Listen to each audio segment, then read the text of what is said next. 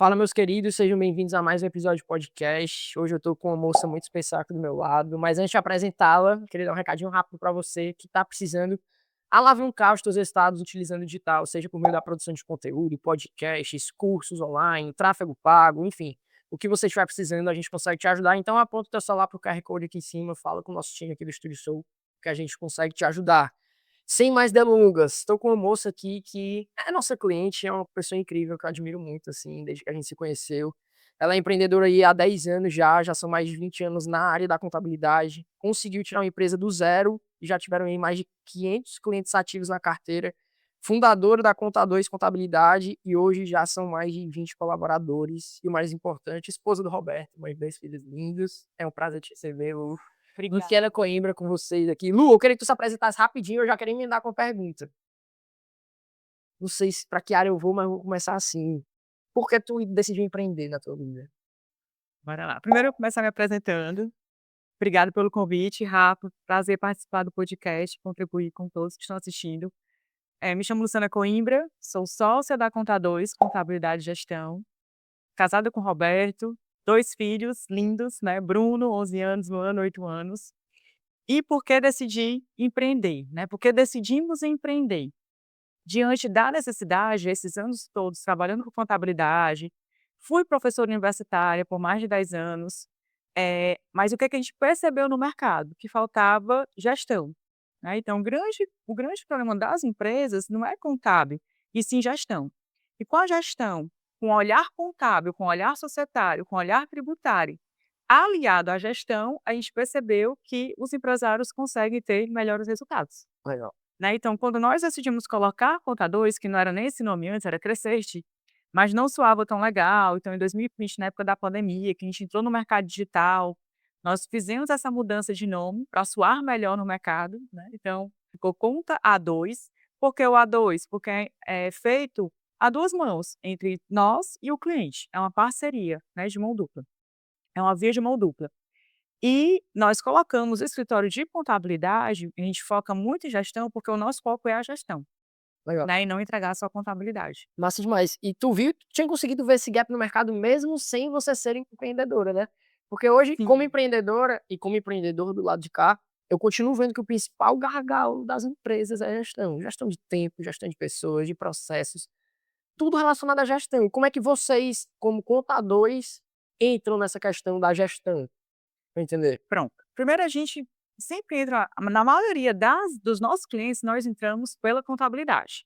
Alguns poucos casos nós entramos pela gestão, pela consultoria, né, e depois agregamos para a contabilidade, vendemos contabilidade também junto, né.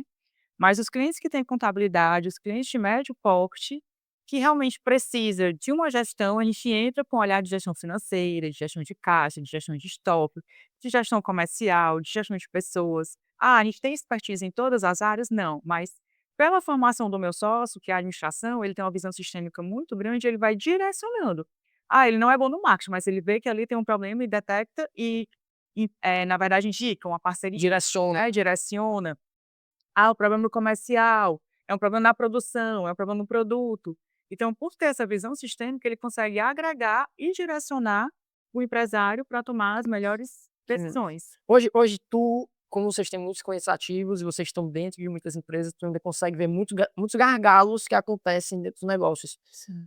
No teu ponto de vista, seja financeiro, tributário, gestão e etcétera, quais são os principais erros?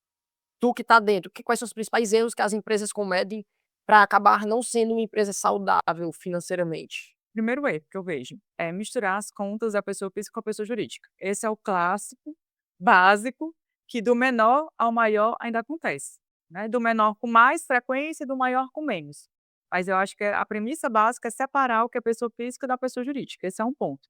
O segundo ponto é só fazer pagamento e recebimento, não ter uma gestão do fluxo de caixa. Você não consegue ter uma visão de médio e longo prazo. Então você precisa ter essa visão de médio e longo prazo do teu negócio, do que você vai receber, do que você vai gastar. Ter um orçamentozinho ali básico, que eu falo médio e curto prazo, não precisa nem ser de 5, 10 anos não. É aquele 1 ano, 2 anos no máximo, ou então pelo menos do ano, Uhum. né, pelo menos do ano. E as pessoas, os empresários, eles não se preocupam com essa gestão, né, e isso atrapalha muito, é não saber que para aumentar a produtividade eu preciso injetar ali dinheiro. né, então ele vai consumir o meu fluxo, e os empresários não enxergam onde é que onde é que está meu dinheiro. Ah, se você aumentou tua capacidade produtiva, se você aumentou o teu estoque, teu dinheiro está ali, né, esse é o ponto. E o ponto que é crucial, que até meu também como empresária, é teu também, Rafa, com certeza, é a gestão de pessoas, né, então a gestão de pessoas é algo que a gente tem que ter um olhar diferenciado, a gente tem que ter um cuidado hoje em dia, né, porque assim, nós trabalhamos com pessoas, que são os empresários, nós temos pessoas no nosso escritório que também estão ali para munir os empresários de informações, para a gente gerar resultado, e uma premissa que a gente busca lá no nosso na Conta 2 é a felicidade, né, então a gente parte da premissa que nós temos que estar felizes, temos que sermos felizes, para a gente gerar resultado para os nossos clientes. Legal. E tu saiu de uma empresa de 0 pessoas, na verdade 3 pessoas, né, foi Isso. tu, quem era? Era eu, o Roberto e uma aluna minha, a Lúcia, que nos deixou em 2022, 23, que ela foi morar na Irlanda. Ela passou muito tempo com você, Pa não? Nossa. Ela tinha um projeto de morar fora, de aprender inglês, e ela foi. Lúcia, se estiver assistindo o podcast, ali, ó, direto da Irlanda, né, foi uma pessoa super importante, né, na nossa jornada, no nosso início. O nome dela hoje ainda é citado lá no escritório como exemplo de crescimento, né, de tudo, né. Então ela fez parte, nós começamos nós 3 com 0 cliente. 0 clientes e vocês 3, e hoje vocês têm mais de 300 clientes aí na carteira Sim. e 20 colaboradores na carteira. Uhum. Qual é a principal dor do crescimento? A principal dificuldade do crescimento do empreendedor, do empresário, no teu ponto de vista? No meu ponto de vista, processos. Processos, assim: "Ah, Luciana, quer dizer que a empresa vai fazer 10 anos e não tem processo?" Tem processo, mas o processo ele precisa estar sempre sendo visto, alterado ali na medida do possível, na medida que porque assim, na nossa área, pelo menos, há uma velocidade muito grande com, mudança na legislação tributária, agora mesmo estamos entrando aí na reforma tributária. Aí nós temos junto inteligência artificial, né, gerando aí informações, dashboards mais rápidos. Então há uma mudança dentro do nosso internamente, né, do nosso processo que muda muito rápido. Então a gente precisa estar sempre redesenhando, realinhando esses processos, né, e eu acho que toda empresa precisa de processos, né. A gente tem pessoas, um dos nossos pontos, né, cruciais são pessoas.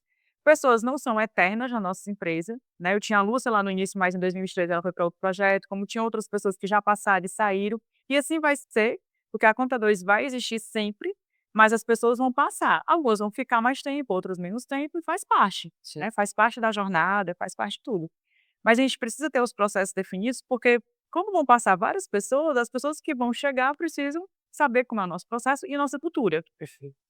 né, e nossa cultura. O que é cultura, Lu, no teu ponto de vista? Tem uma frase que define muito bem, eu quero ver a sua definição de É, cultura. cultura é o no assim, que eu enxergo na gente, Enxerga. né.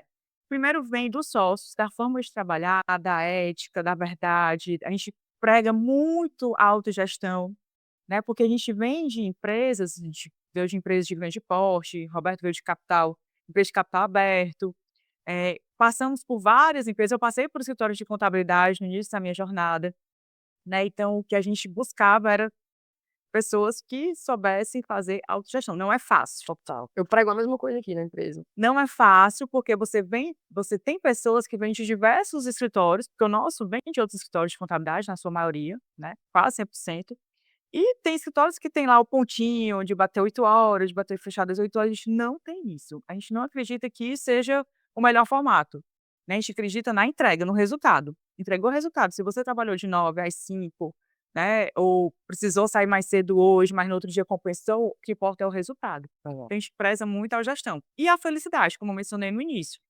né, são vários, na verdade, são vários valores que nós temos, mas assim, os É. mais presentes são autogestão, felicidade e verdade. Mas eu prego muito a questão da autogestão, só que aí a gente cai no gargalo de pessoas, porque eu sempre falo isso quando eu vou contratar qualquer pessoa aqui na empresa. Eu não sou aquele tipo de chefe que vai ficar em cima, te olhando toda hora atrás do teu computador pra ver o que que tu tá fazendo. Tu tem que saber, mas não é todo mundo que sabe lidar com liberdade. Eu falo de autogestão, a autogestão é liberdade. A pessoa ter a liberdade de tocar as suas atividades sem uma supervisão. Você pode até ter liberdade, desculpa te cortar, você pode até ter liberdade, mas não libertinagem, Perfeito. né, que é aquela coisa que você, não não tem um compromisso, Perfeito. né? Você tem que ter a autogestão com compromisso, a responsabilidade com compromisso. Massa. E tem uma frase que define cultura que eu acho legal, que é: a cultura é o que acontece na tua empresa quando você não está lá. É isso mesmo. Entendeu? A forma com que os teus colaboradores vão lidar com o trabalho, o que que eles vão fazer, como eles vão agir. E tem outra frase que eu não sei de quem, acho que é do Peter Drucker, se não me engano, que é: a cultura come a estratégia no café da manhã. É. Então não importa a gente fazer a estratégia mais linda do mundo, se a gente tiver uma cultura de preguiça, a gente não executa. Exa Entendeu? E aí é onde a gente cai nos gargalos de pessoas, certo? No teu ponto de vista, vamos supor que alguém que está assistindo a gente agora seja uma pessoa que está entrando no mercado, quer montar o seu primeiro escritório de contabilidade, por exemplo. Já já a gente entra nesses outros aspectos como tecnologia, AI, etc, tributação, que eu acho legal também. Mas uma pessoa que está começando agora, por exemplo, o seu primeiro escritório, tu acha que essa pessoa, ela deve começar sozinha, ela deve ter pessoas com ela, ela deve ir para o meio digital? Como é que tu visualiza o mercado hoje, pensando futuramente, visto que você é uma mulher de visão? Começando hoje, começa sozinho, porque eu acho que hoje você não vai ter o dinheiro para pagar uma pessoa, nem vai ter cliente que justifique ainda ter uma pessoa. Então começa só e começa no digital, né? É assim, o marketing, né, vai ser um teu aliado, né? O teu aliado, porque você pode definir aí tua persona e foca nessa persona, nesse público-alvo que você quer atingir. Trabalha, tem dinheiro para gastar com marketing, para gastar não, para investir em marketing, porque não é um gasto, é um investimento, né, no meu ponto de vista. É, mas começa só, não começa com custo fixo agora, nesse momento não. E quem está começando, no teu ponto de vista, tu acha que essa pessoa ela deve nichar o escritório dela? Ah, eu quero atender imobiliárias, eu quero atender quem tem startup, eu quero ou ser full service, né, como a galera chama, no teu ponto de vista. Tu acha que é melhor nichar ou generalizar? Essa pergunta é super difícil, porque eu não consigo responder no meu ponto de vista, Luciana, assim, eu, Luciana, eu não nichei, e não nicho até hoje, certo? A gente não nicha até hoje. Mas, se você quer ir para o digital, eu acredito que você precisa nichar sim, Legal. porque você vai ter melhores resultados, você vai entender a dor daquele cliente mais específica, você vai ter uma fala voltada para aquele nicho, que é mais assertiva, né, do que você atender vários públicos, e você no mercado digital, você não consegue falar para vários públicos diferentes, né, então, no digital você tem que nichar. Entendi, e eu concordo com o teu ponto de vista. No digital, se for offline, na base da indicação, eventos, Ok. palestras, beleza. Mas no digital é melhor começar nichado, nem que depois tu, se tu for fazer uma produção em massa, né, obviamente, do meu Isso. ponto de vista, se tu for rodar tráfego pago, aí talvez eu iria mais pro generalista ali, porque tu consegue atingir mais pessoas. Deixa eu puxar agora um pouquinho para a gestão financeira aqui, até para tirar umas dúvidas minhas também, vou aproveitar o embalo.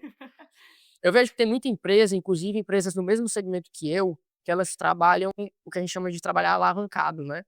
Que é ter colocar injeção de dinheiro muito grande para construir um crescimento mais rápido. Enquanto existem outras empresas que são mais conservadoras, no meu caso, eu sou conservador. Uhum. Então, por exemplo, a gente fez 1 ano de empresa agora, já dei paybacks no meu investimento, no meu, nos meus sócios, já fizemos um caixa aí muito bom, passar 1 ano sem faturar a gente consegue sobreviver. Uhum. Enquanto eu vejo outras empresas que entrou caixa, eles investem, entrou caixa, eles reinvestem, entrou caixa, eles reinvestem para tentar um crescimento mais rápido.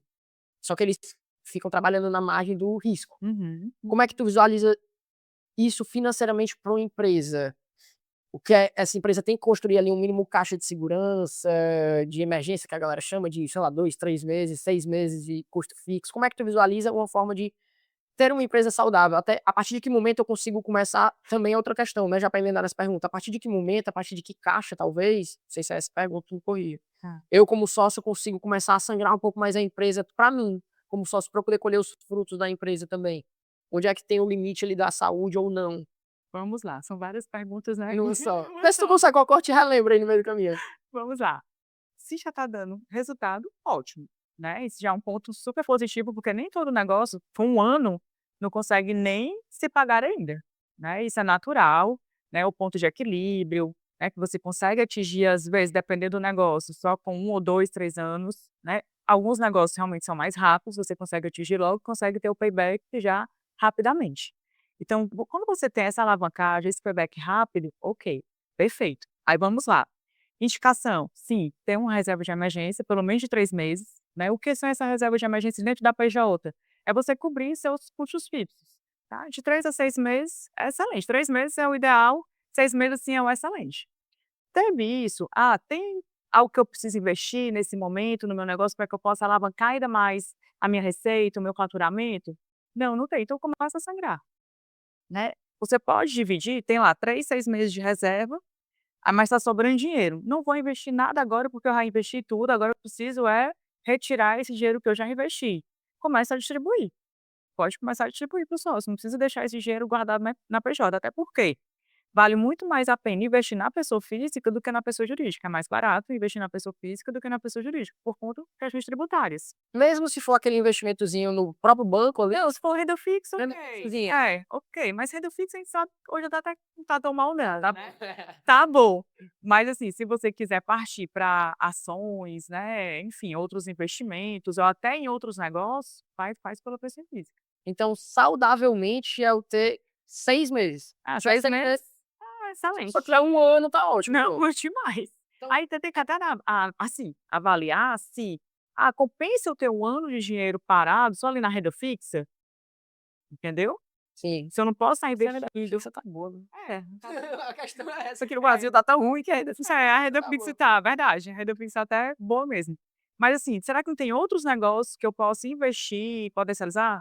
Sei lá, outro negócio que não seja com trabalho de marketing, né, agência aqui, Uhum. construção de casas, Eu tenho né? vontade também de entrar no mercado imobiliário. Entendeu? Então, assim, tem outros negócios que você pode fazer com outros sócios, né, ou com seus ou com outros sócios, que pode rentabilizar também mais do que a renda fixa. Que legal, né. Isso é legal, mas aí a gente entra na questão de a sociedade aí pronto, entra a questão, sociedade ou não sociedade?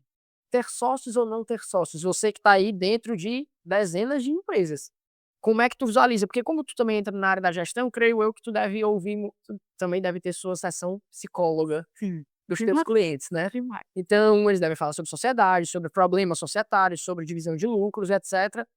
Como é que tu visualiza isso no âmbito geral?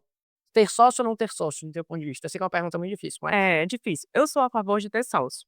Por quê? Você divide suas angústias, porque assim, o empreender, ele é solitário, né, o empreendedorismo, ele é solitário, porque graças a Deus a gente tem uma rede, né, eu principalmente, eu tenho uma rede de mulheres empresárias no qual a gente divide também muitas informações, eu tenho uma rede de contadores concorrentes, porque todos são donos de escritório, mas a gente não trata como concorrência, no qual a gente divide também nossas dores, as nossas estratégias, mas não é todo sócio que tem isso, que compartilha a sua dor com o seu concorrente ou com outros empresários. Então, a sociedade eu acho bom, divide as angústias e divide o risco, não. né? Divide o risco. Ah, Luciano, mas vai dividir o lucro. É, divide, mas será que você está pensando só do lado positivo e do lado negativo, né? Das dores, Sim. das dificuldades, das dúvidas, do medo, porque empreendedor não pode ter medo não, tem que ir com medo mesmo. Não tem esse negócio de medo, né. A gente, quando empreende, a gente gosta de correr risco, a gente está aqui porque a gente gosta de correr risco. Para correr risco, você precisa, eh, se doar, né, não ter medo, acreditar. Assim, como a gente é muito da área de números, né, esse acreditar é muito baseado, voltado em números, né, em cálculos, né, a gente faz cálculos para poder arriscar, né, a gente não arrisca em qualquer coisa. Eu vou só dar uma parafraseada na tua fala, pra você que tá assistindo, né. Você não tem que gostar de correr risco. Eu particularmente odeio correr risco, você tem que estar disposto a correr risco. Exatamente, não é gostar. É, não é gostar, é ir com medo. Então, por exemplo, eu odeio correr risco, eu sou um cara altamente conservador, tanto é que, desde que eu inaugurei, eu não tirei um centavo a mais nem de comissão aqui na empresa, tenho meu prolabore fixo e eu não tenho nem coragem. Aí é uma coisa que eu tenho que tratar em mim, Sim. né, que é essa questão do talvez uma escassez, não sei, metal, né, eu fico: "Não, não posso tirar dinheiro da empresa". Eu sou o oposto, tá, a maioria das pessoas junta o dinheiro da empresa com o pessoal. Eu sou o oposto, eu não consigo de jeito maneira, se eu peço uma quentinha com o dinheiro da empresa, eu acho que eu tô errado, Uhum. entendeu. Mas, por outro lado, eu consegui construir um caixa muito grande, quando eu pensei que demoraria anos pra construir, Uhum. entendeu. Então, não gostem do risco. Eu vi o Flávio Augusto, sabe quem é o Flávio Augusto? Sei. O Flávio Augusto falando assim, que existem algumas etapas do empresário, primeiro ele não gosta do risco, e aí depois ele aprende a lidar com o risco. Isso mesmo. Aí depois ele começa a gostar do risco. E aí depois ele começa a se colocar em situações de risco para tentar crescer ainda mais. Então são algumas etapas que o empresário vai. Porque, assim, ninguém quer correr risco, ninguém quer, todo mundo tá no conservador. Mas por que que o Flávio Augusto falou assim, que você começa a gostar do risco? Porque é o risco que vai te proporcionar melhores resultados e maiores resultados. É que nem na academia, é na dor que a gente cresce. Exatamente. É na dor que a Não gente tem vai, jeito. é fazer acontecer. Agora ainda falando sobre saúde financeira de uma empresa, tá? A gente sabe que existe a curva de sazonalidade durante o ano, Sim. certo? Então existem altos e baixos. Eu quero saber uma pergunta que talvez seja meio difícil, não sei nem se tem resposta. É natural empresas terem meses vermelho durante o ano? Ou isso quer dizer que a empresa não está saudável? Não, Rafa, por exemplo, não, é normal, se a gente pegar uma média, é normal que tenham meses que a empresa saia no vermelho e na maioria dos meses, o ideal é que saia no verde para a gente suprir os meses do vermelho. Ou isso não é o saudável não é normal, o normal é que sempre seja no verde. Ou depende do nicho de atuação, depende da área, como é que funciona isso no teu ponto de vista? No meu ponto de vista, depende do nicho, depende da tua margem, né, depende da área que você atua. Por quê? Ah, Luciano, existe negócios, setores que em determinado período realmente está em baixa, mas nos momentos de alta, compensa os de baixa te dar resultado?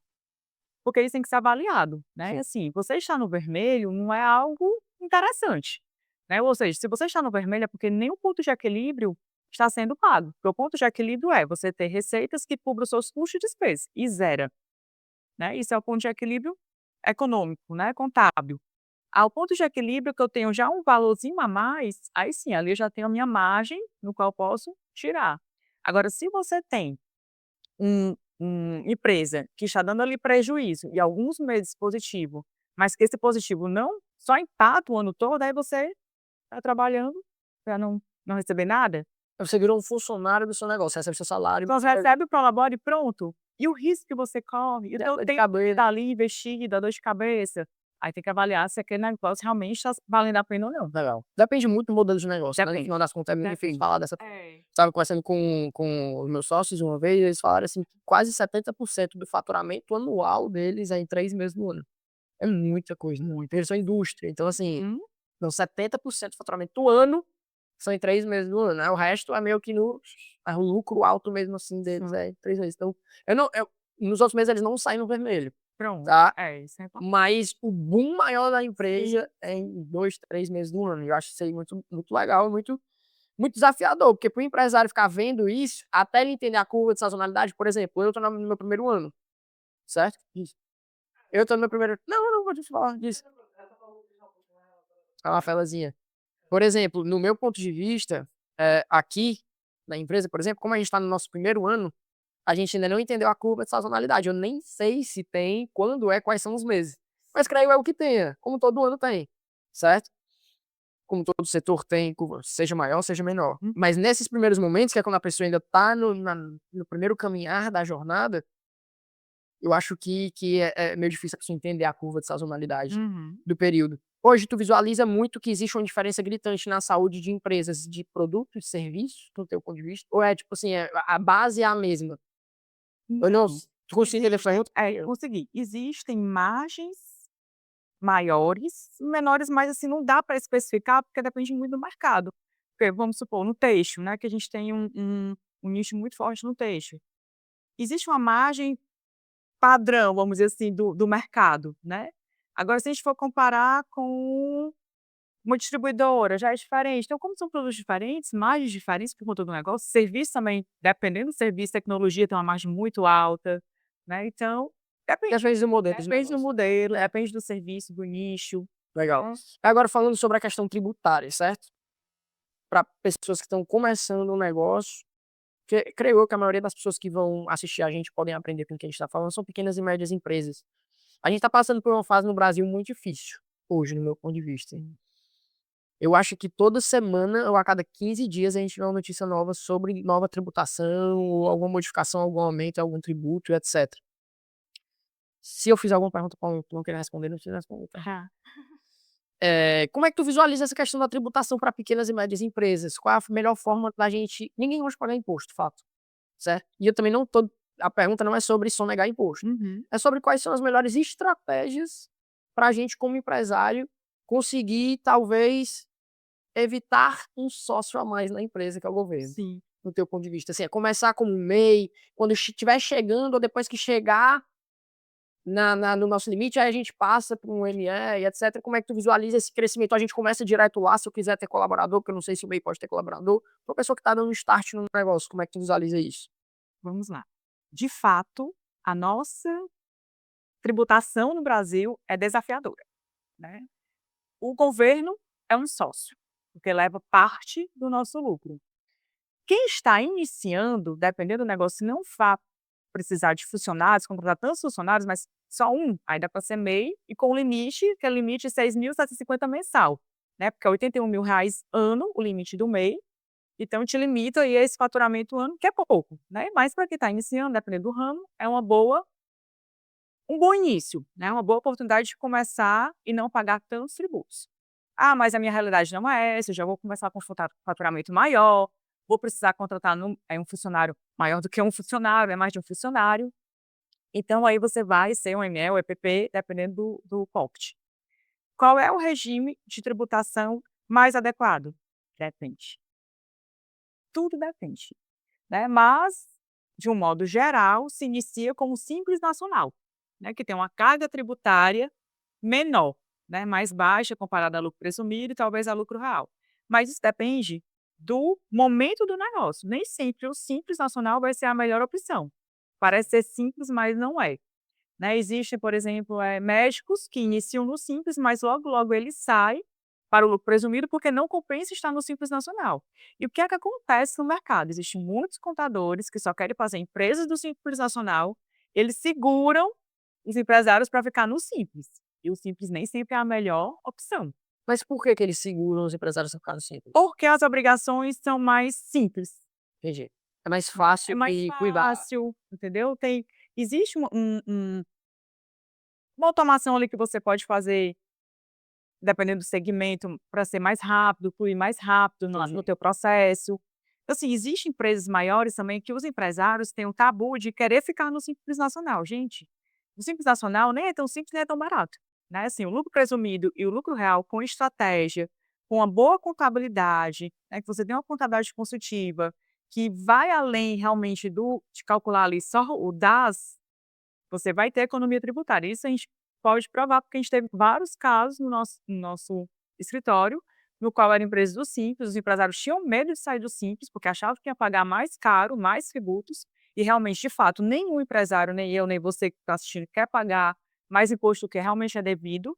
E existe sim estratégias tributárias e societárias para que a gente encontre a melhor estratégia tributária para ter uma melhor redução tributária para o teu negócio. Isso Legal, existe. legal. Né. E uma vez dentro do regime que você tiver escolhido, a sua contabilidade tiver te ajudado, declarar da forma mais sensata possível, né, tudo que acontece. Tinha acontecido há alguns meses atrás a questão do Pix, certo? Sim. Tira uma dúvida pra gente.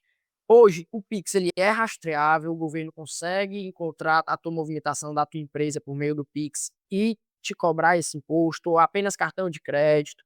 Como é que tá funcionando isso? Porque eu que não sou da área, fiquei meio assim, sem entender muito bem. Então, por exemplo, hoje, querendo ou não, a gente tem clientes, inclusive, que pedem para não emitir nota. Aí como é que a gente lida nessa questão? Eu tenho que emitir uma nota no nome fantasma? Como é que a gente faz para sambar no meio disso tudo? É desafio, né. Vamos lá, cartão de crédito e Pix, o governo pega. Teve recebimento Pix, teve recebimento cartão de crédito ou débito, tem que tributar. A única forma que o governo não vai pegar é dinheiro, Dinheiro físico. dinheiro físico. Vamos voltar ao termos antigos, né, escambo de ouro, que aí não pega. Sim. Mas assim, passou pela conta corrente, cartão de crédito, débito e Pix, o governo pega. E eles estão fiscalizando, né, tanto o estado quanto o município, eles estão chamando os contribuintes para regularizar. Aí o Rafa falou assim: "Ah, Luciano, tem um cliente que pede para nem emitir nota". O que é que o Rafa vai fazer? Não, ele pagou por Pix, está na minha conta, o governo vai visualizar, você vai tributar, se for do Simples Nacional, você tributa mesmo sem emitir a nota fiscal, né, você disse que teve aquele faturamento mesmo sem ter emitido. E assim E vai, aí mas vai para a contabilidade fazer essa missão pra gente. fala pra contabilidade. Entendi. Então no final do mês eu pego o bolão de coisas que não teve nota e falo: Isso, "Vamos tributar isso". exatamente. Entendi. O que que eu estava fazendo, eu não sei se é errado, tá? Eu estava emitindo nota no nome de uma empresa que falou: "Pode emitir no meu nome, as notas". Eu estava emitindo as notas no nome dele, que no final do mês chegava ali: "Pô, passou R$ 15.000 que eu não emiti nota", eu emiti uma nota de 15 no nome da empresa. Isso é tranquilo. vamos lá, até que ponto, né, isso é tranquilo. Eh, ele, se ele tiver uma contabilidade lá regular, ele vai ter que lançar aquele serviço que ele tomou. Sim, E como é que sai o dinheiro para pagar? Ou ele tem caixa que justifique ali, porque ele recebe também por operação não é que não é não legal, mas não oficial, vamos dizer assim, não oficial, ele baixa contabilmente, né, entendi. porque às vezes ele é uma empresa do lucro real, ele: "Não, quero despesa porque vai diminuir meu lucro, eu vou pagar É, menos imposto". creio eu que seja. Pois É é. isso. E Então a minha contabilidade é a mesma dele, então é, ali se eu conversa. exatamente, eu acredito que seja isso, né, mas ele vai ter que ter só o caixa para poder fazer a baixa desses serviços que ele está tomando, Sim, porque se ele tomou um serviço seu, ele tem ali uma obrigação a pagar, entendi. né, então ele tem que ter caixa para poder baixar. Perfeito, entendi demais. Que isso aí é uma coisa meio difícil de ser feita, né. É uma coisa que não é o ideal, Não é o no ideal. final das contas, mas é o jeitinho brasileiro da gente tentar Isso. conseguir organizar. Esse jeitinho brasileiro, gente, está chegando meio que ao fim, né. Estamos aí na fase de implantação da reforma tributária de transição, que 2026 começa de fato, agora 2025 a gente está com os testes, né, começando testes. Algumas empresas foram convidadas a fazer esse teste e a partir de 2026 começa já essa transição. Com essa transição, o que é que vai acontecer? Existe um termo chamado, split payment, que vai pegar tudo que eu paguei, fornecedor. Então o fisco vai saber, porque assim, o que eu vamos supor, eu contadores vou estou pagando serviço de marketing para a Stou, né, e lá eu posso me creditar desse pagamento, dessa despesa, certo? Eu vou querer a nota fiscal, né, eu vou querer tudo direitinho. E o fisco vai enxergar que eu fiz esse pagamento para você. E a Stou está tributando ou não está? Entendeu? Então vai ter um Então cruzamento ele não pega só a entrada, ele pega a saída da é, empresa também, se for no meu e só CNPJ. vai me gerar o crédito se você pagar o seu imposto. Se você não paga o seu imposto, não gera o meu crédito. Fica lá vermelhinho até que você pague. Porque assim, o que acontece? Existe hoje em dia, é muito comum, muito natural, os clientes não conseguirem honrar com os seus impostos em dia. Aí chega final do ano, faz o parcelamento, né, e regulariza tudo direitinho. Isso acontece, às vezes é momento da empresa, de aperto de caixa, de ajuste, de mercado, isso Isso é errado? acontece. Isso é errado, por exemplo, Não eu tenho juros para pagar ou não? O tem, parcelamento, tem. tem juros então. Tem juros. Mas às vezes é necessário para a sobrevivência do negócio, ele precisa ali, abrir mão de pagar, geralmente é um imposto, né, porque de certa forma tem um juros menor do que o de um empréstimo bancário, e parcela no final do ano, parcela no momento que necessita ali da certidão negativa, enfim, eles utilizam muito e faz parte, né, faz parte do mercado, isso é bem comum.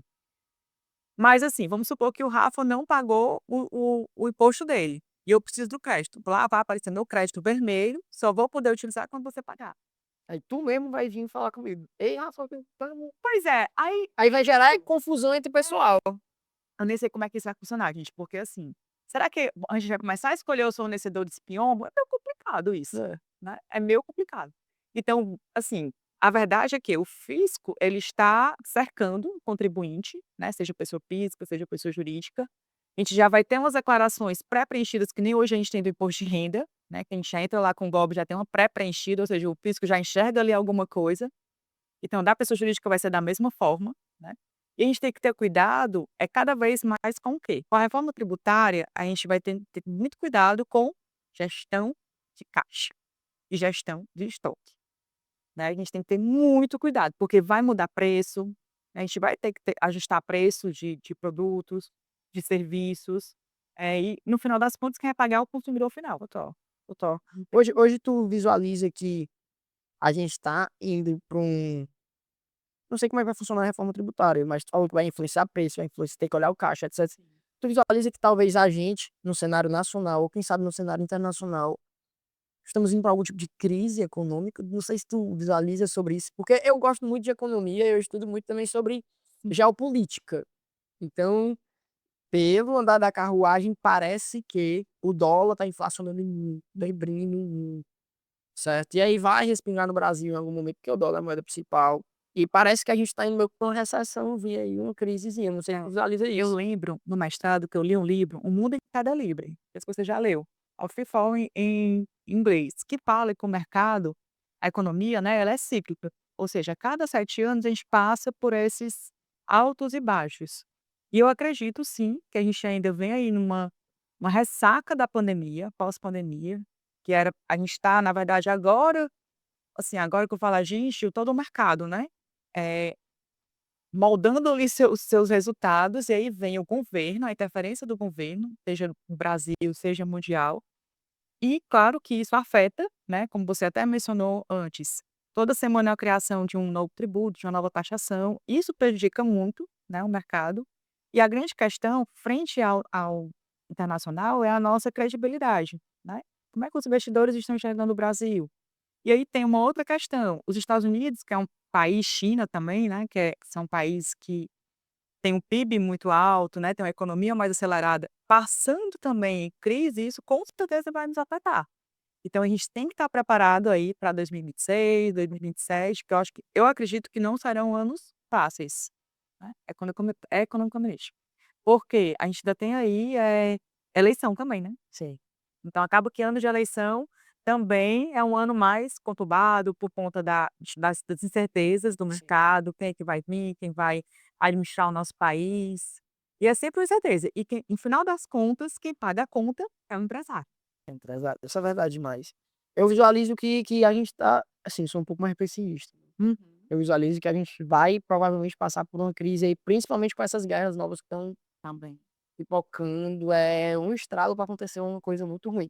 Que querendo ou não, em épocas de guerra, a economia tende a rodar, né, em alguns setores específicos a economia faz é acelerar, em alguns setores. Mas no contexto geral é sempre uma incerteza, que é o que gera um pouquinho a retração, as pessoas preferem guardar o dinheiro do que gastar o dinheiro. Exatamente. Entrando nessa questão também de guardar, gastar e etcétera, e também de imposto e fiscalização, qual a tua visão sobre o Drex? Tu chegou a dar uma olhada sobre o Drex na época que eles estavam falando sobre pra mim é um perigo absurdo o Drex, sou totalmente contra ele, até porque eu sou do time do Bitcoin, né, então a gente já entende um pouquinho mais do lado da segurança.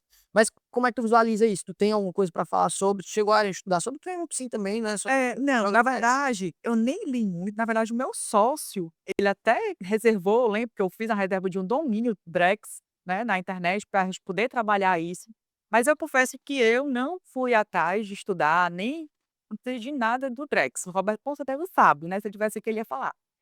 Mas, tudo que é novo, né, a gente fica pode ser oportunidade, como também pode ser perigoso, né, então a gente acaba que aguardando um pouco o mercado, como o mercado vai se comportar, para a gente poder também tomar as decisões. Uma coisa que me assustou muito no Drex foi um dos idealizadores do projeto, que é o não sei qual o cargo específico do Banco Central, mas ele em um podcast inclusive, ele falou ele falou de uma forma que ele estava falando bem, só que soou muito mal o que ele falou. Ele falou como se fosse uma coisa boa, que ele falou: "O Drex é muito bom, a gente consegue até controlá-lo". Se, por exemplo, ele cita um exemplo que ele foi muito infeliz e assustou muita gente. Vamos supor que existe uma nova pandemia. A gente consegue controlar, se você só vai poder, por exemplo, gastar no raio de 1 quilômetro da sua casa seu dinheiro, para evitar que você saia de casa. Então a gente vai cercear até o teu uso Hum, do dinheiro. Então, tu tá com score baixo não sei o quê, então tu não pode mais gastar com isso, tá, tu não pode gastar esse teu dinheiro com isso. E isso acaba cerceando um pouco a liberdade com certeza. da gente de poder gastar com o que eu quero, não posso gastar com o que eu quero, na hora que eu quero, como eu quero.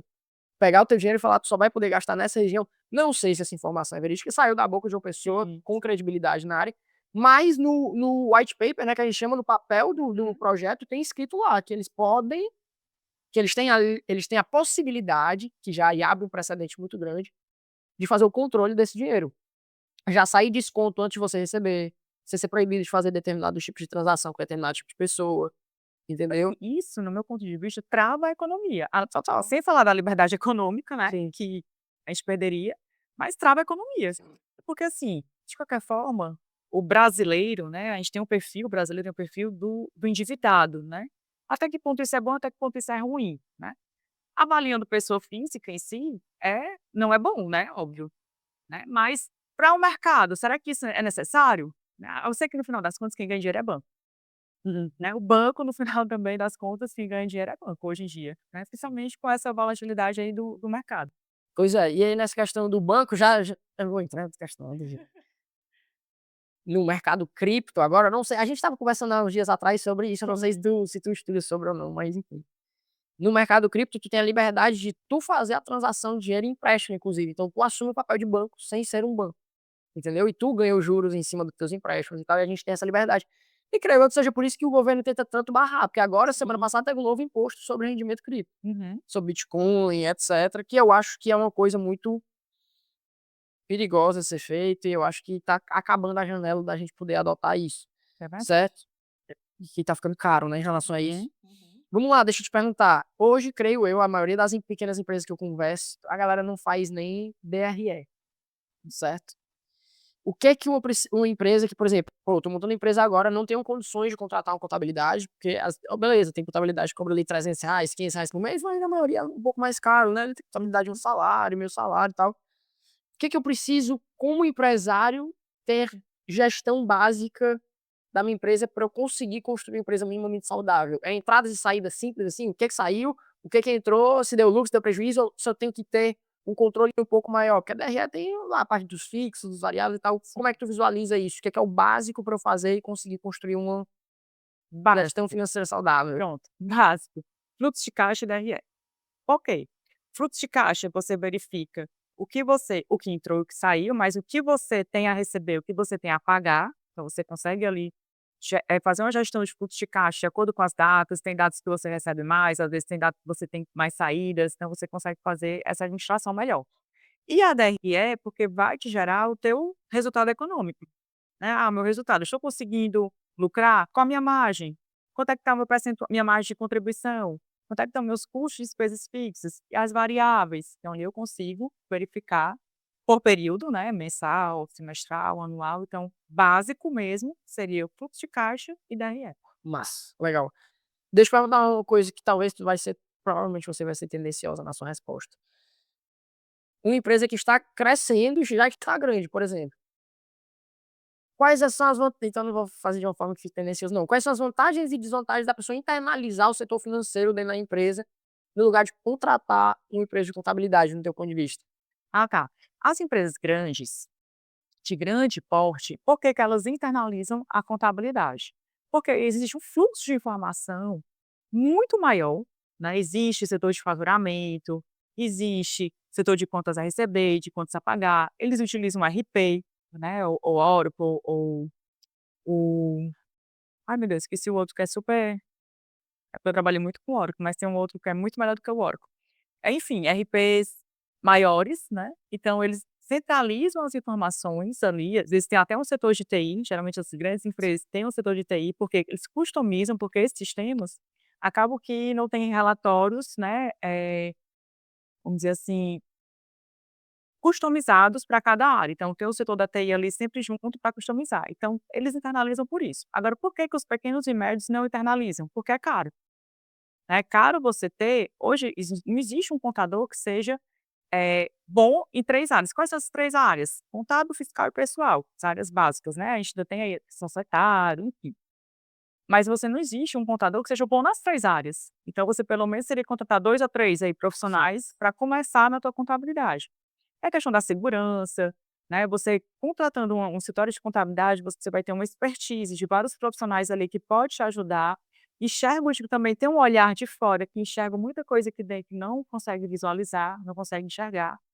Então, é por isso que tem essa definição. Quando você passa de um porte maior, realmente você tem que analisar, não tem jeito. Às vezes você tem um número de funcionários já muito grande, mais de 150 funcionários ou 200, ou então a operação em si mesmo. Sim. Porque essa questão de funcionário é bem relevante. A gente tem uma empresa de serviço que ela fatura milhões, chegou a ter 6.000 funcionários, mas é diferente, né, ela tem um DP interno, óbvio, né, por conta desse fluxo, que é um call center, desse fluxo de informações, mas é tudo gerado pelo escritório de contabilidade, Legal, né, a legal. informação. Então não precisa ter uma contabilidade ainda interna. E ainda dá para fazer um cruzado, né, tipo assim, ter um setor Sim, interno com a sim, contabilidade sim. externa, que os 2 trabalham em conjunto, né, colaboração. Exatamente. Geralmente, empresas que têm esses faturamentos, muitos funcionários, né, mais faturamento alto, tem muito funcionário, mas porque os contratos são 6 contratos, né, não é um faturamento, assim, que tem 1.000 clientes, né, são poucos clientes, mas com um número grande de funcionários, então às vezes o DP geralmente é interno,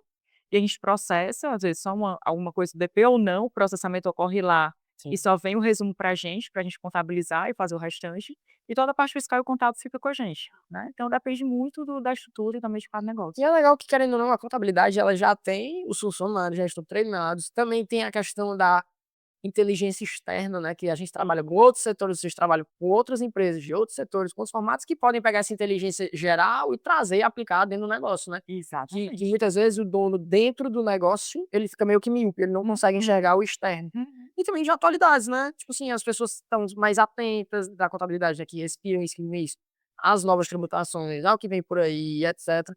E no final das contas, o gargalo continua sendo pessoas, no meu ponto de vista, ele tem que encontrar pessoas boas para botar dentro da empresa.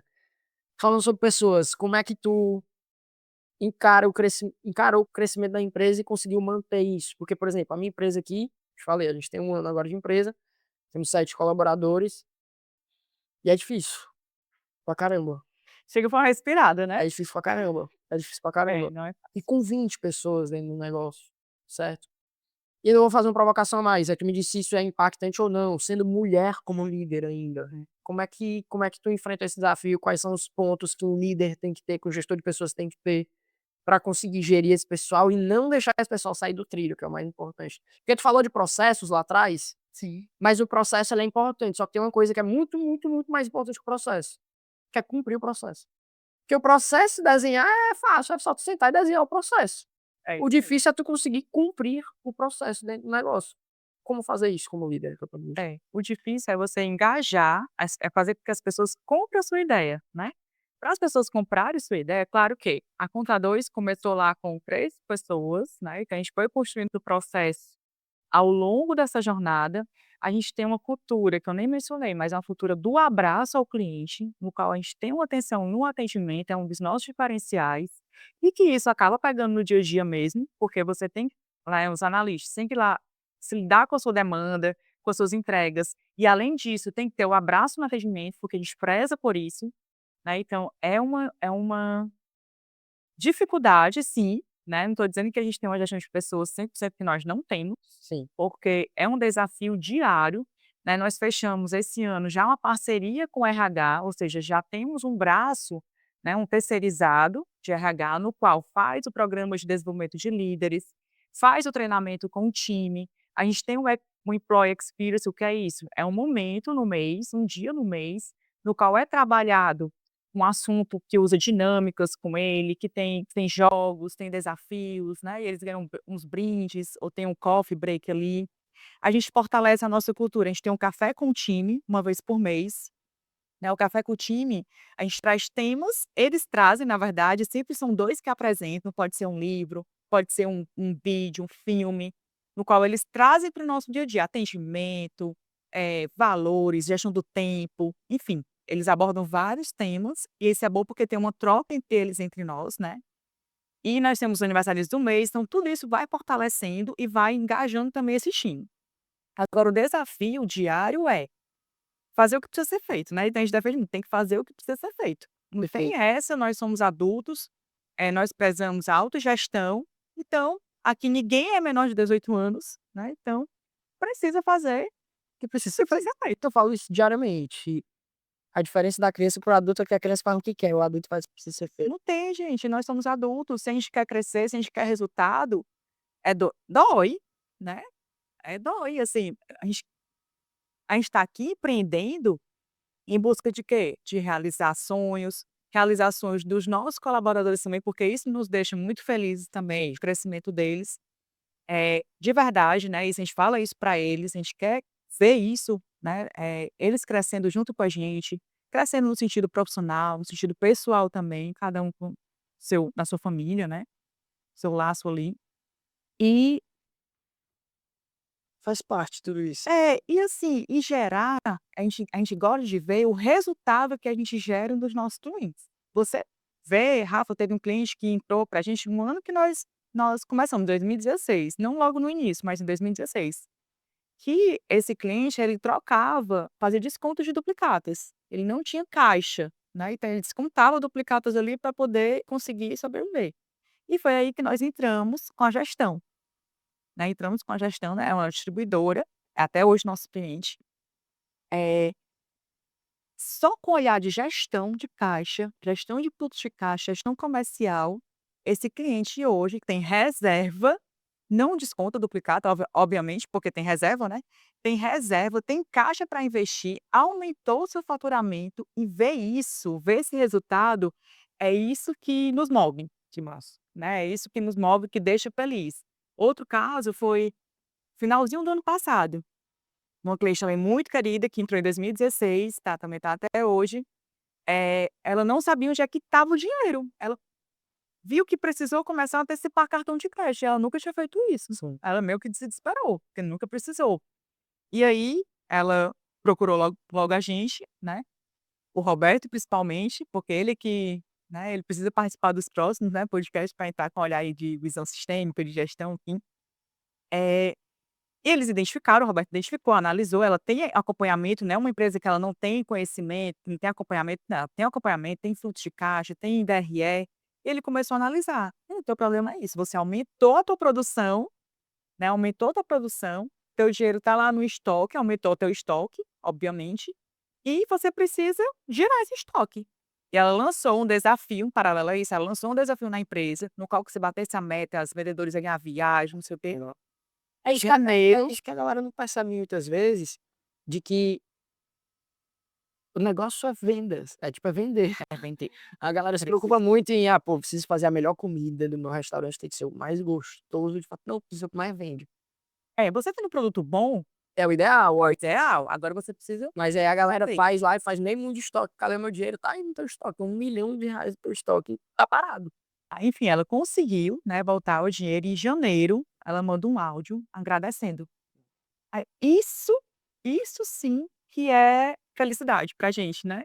É você conseguir gerar resultados, ver os resultados positivos, né, ver o crescimento dos nossos clientes, é isso que nos move a acreditar, a investir na conta 2, a crescer a conta 2. Legal. Deixa eu voltar uma casinha, quando estava falando de time e etcétera. Hoje quem faz a gestão, a gerência, hoje tu tem um gestor de projetos lá, um gerente, alguém nesse sentido, é vocês que fazem. E se tem essa pessoa que gerencia ali, né, o pessoal, Uhum. em que momento tu botou essa pessoa e quando tu percebeu que precisava dessa pessoa dentro do teu time? E tu, tipo, não tipo assim, porque no começo é a gente que tem que fazer a gestão, né. Mas chegou uma hora que ou eu tô fazendo uma coisa ou eu tô na gestão do pessoal. Hoje tu tem essa pessoa, é você que faz ainda, e se tem essa pessoa, quando foi que tu percebeu que tinha que colocar essa pessoa? Vamos lá, no início não tínhamos ninguém, éramos nós 2 fazendo a gestão de tudo, até porque eram poucas pessoas. À medida que foi crescendo, nós fomos dando oportunidade para alguns analistas sêniores que se demonstravam, né, com diferencial ali, dando a oportunidade deles serem líderes, Hã. líderes da área, né. Então hoje a gente tem supervisores de área, certo? A gente não tem ainda um gerente geral, é um próximo passo, né. É. Eu acredito que próximo ano a gente tem essa pessoa, até porque a gente está fazendo agora a remodelação de plano de cargos e carreiras, e eu até já pedi para incluir essa pessoa. É um gerente realmente da operação, né, acima dos líderes hoje, dos supervisores, né, que a gente está até definindo esse nome, supervisor, coordenador, porque está passando justamente por esse momento. Mas sim, hoje existem os líderes e foi depois de 5 anos que a gente percebeu a necessidade de se ter um líder para puxar também junto com a gente os setores, Entendi. né. Então hoje é dessa forma. Legal. Lu, pra gente ir para os finalmentes, que já estouramos nosso tempo, mais 2 perguntinhas pra ti. Primeira, qual foi o teu maior aprendizado como empreendedora? Onde é que tu: "Pô, cara, isso aqui mudou o jogo pra mim, isso aqui é importantíssimo", qual foi, seja mentalmente, seja de atitude, seja de estrutura, seja de estratégia, qual foi um dos teus maiores aprendizados, assim, como empresária nessa tua carreira? Eu digo que não teve o maior aprendizado. E eu digo assim, que todo dia a gente aprende. Impressionante como a gente acha que já "Eita, que já domino tudo". Não. O crescimento dói, né, o crescimento ensina muito, e assim, o aprendizado é você é escutar muito o seu interior, acreditar naquilo e arriscar, né.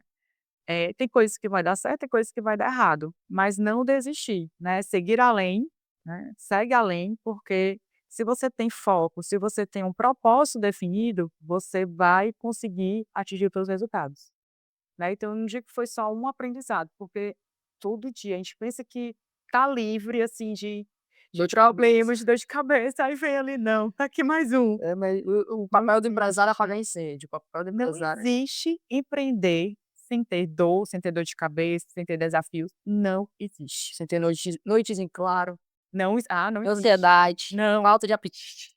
É porque assim, empreender é bom, você tem flexibilidade de horário?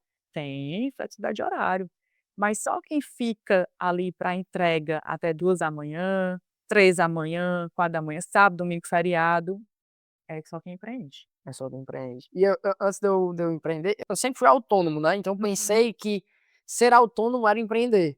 Então pra mim eu falava: "Não, pô, todo mundo tem que empreender, ser autônomo todo mundo dá pra ser, mas empresário é outro jogo, É, empreender é outro jogo". E hoje eu digo: "Não é pra todo mundo, é pra quase não é, ninguém, na verdade, não é, é pra quase ninguém". não Ser autônomo é uma coisa, você cuidar de você ainda é difícil, porque você tem que arranjar cliente pra ter dinheiro no final do mês, mas ter time, ter conta, ter espaço, ter aluguel, ter é isso, imposto, é isso. ter cliente, ter que responder pelo trabalho de outras pessoas. É A responsabilidade é muito grande da gente, né. E assim, não é para todo mundo. difícil. Não é fácil, não é fácil. Agora assim, para quem gosta, é muito bom, porque é prazeroso, né, como eu falei anteriormente, você vê o resultado sendo colhido, isso paga. Pô, tem uma última pergunta que não estava no script, mas é agora. Hum. Como é pra ti trabalhar com o marido? Muita gente não gosta, né, de trabalhar familiar, emprego Sim. familiar. Como é que é essa relação pra ti? Como foi lá no começo? Como é hoje? Tem suas dificuldades, como sempre, mas como é essa experiência pra ti? Maravilhosa. Eu tenho uma amiga que ela é nossa cliente. A Luciana: "Não enxergo ninguém trabalhando com o marido, mas tu e o Roberto, eu sempre enxerguei vocês 2 trabalhando juntos". Era algo que a gente sempre quis, né, por incrível que pareça, é algo que a gente sempre quis, a gente se dar muito bem. Existe sim, claro, os conflitos, porque eu tenho meu ponto de vista, ele tem um ponto de vista dele, eu tenho uma visão, ele tem outra, e a gente soma isso, a gente ganha força com isso. Existe também desavenças, claro, né, e o bom é que a gente não tem essa, leva para casa. É, A gente tá tomando vinho ali na sexta-feira, conta 2 o assunto, né, não tem jeito, mas a gente gosta. sim. É Isso isso. começa a ver isso. Então assim, o momento que não atrapalhe a nossa intimidade, né, o nosso ser casal, eu acho que tá tudo bem, não pode atrapalhar. No momento que estiver atrapalhando, opa, E os dois têm que saber muito bem o seu papel, suas obrigações, principalmente, porque se um estiver carregando sozinho o trabalho do outro, pode ser que gere algum atrito de não querer falar, né, então os 2 serem adultos, Exatamente. saberem fazer, que é o que eu acho que talvez seja a maior dificuldade dos casais, A dos maturidade. irmãos, das famílias, dos pais e filhos que trabalham juntos também, a maturidade, saber É. separar cada coisa. Lu, eu tenho uma última pergunta pra ti, que é a pergunta final do nosso podcast, mas eu quero finalizar com ela, então, quem quiser te encontrar onde, quais são tuas redes sociais, da empresa, deixa aí pro pessoal conseguir encontrar vocês. Vamos lá, nós temos 2 redes sociais, a minha, Luciana Coimbra Contadora, e o da Conta2, que é @Conta2 Contabilidade. Então nessas 2 redes, né, eu estou presente tanto na Conta2 como Luciana Coimbra. Luciana Coimbra vocês vão ver mais a minha vida também privada, um pouquinho, porque eu acabo não aparecendo muito, até porque o tempo é bem corrido, embora as pessoas peçam muito para eu aparecer, né, mas realmente é corrido, não consigo, né, toda hora postar. E na Conta 2 com conteúdos mais específicos, voltado mais para o empreendedorismo, para empresários, para os assuntos da atualidade que estão, né, que estão ligados aí à vida empreendedora. Maravilha. Quem quiser nos encontrar, vocês encontram a gente no @brandão, é o meu pessoal, e @Estúdio Soul no Instagram, estúdio com E, Estúdio Soul. Eu aponto o seu celular aqui pro QR Code aqui em cima, que vocês também vão falar com a gente lá no WhatsApp. Show. Lu, pra finalizar, se tu pudesse dar um único conselho pra ti com 18 anos, o que que tu falaria? Ai, meu Deus, com 18 anos, segue além, segue além. Porque, na verdade, eu nunca tive uma vida fácil, né, então com 18 anos já sabia o que precisava ser feito, né, então toda a minha jornada foi sabendo o que precisava ser feito, não parei até hoje, e eu gosto dessa vida movimentada, dessa vida ativa. Claro que a gente vem colhendo frutos, né, de tudo isso, de toda essa trajetória, então eu falo que é seguir além, não desiste dos teus sonhos, né, segue o teu propósito firme. "Ah, Luciano, mas eu não tenho propósito", tem. Busca no teu interior que tem propósito, né, então é seguir além. Massa demais. Pra você que chegou até aqui, não esquece de curtir, compartilhar, se inscrever no canal, se fizer sentido pra você, e acompanhar os próximos. Lu, prazer imenso te receber. Obrigada. Se deixasse, ó, é porque a história é um mesmo. Tamo junto demais, foi um prazer imenso. E Obrigada. até o próximo episódio.